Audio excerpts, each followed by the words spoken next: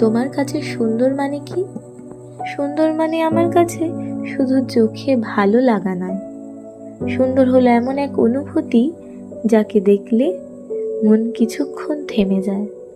ঠিক যেমন ভোরের প্রথম আলোয় শিশির ভেজা পাতার দিকে তাকিয়ে থাকতে ইচ্ছে করে। প্রকৃতির সৌন্দর্য কখনো নিজেকে সুন্দর বলে দাবি করে না। ফুল নীরবে ফোটে, নদী নীরবে বয়ে যায়, আকাশ প্রতিদিন তার রং বদলায়, আর সন্ধ্যার নরম আলো কোনো শব্দ ছাড়াই মনকে ছুঁয়ে যায়।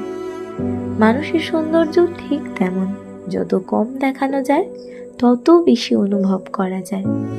একজন মানুষকে সুন্দর করে তার মুখের গড়ন যতটা না, তার চেয়েও বেশি করে তার ব্যবহার, মায়া, বিনয় আর হৃদয়।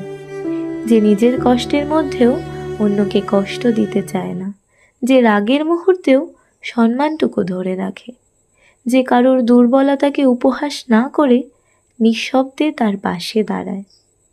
তার সৌন্দর্য ঠিক সেই গাছটির মতো যে নিজে রোদে দাঁড়িয়ে থেকেও অন্যকে ছায়া দেয়।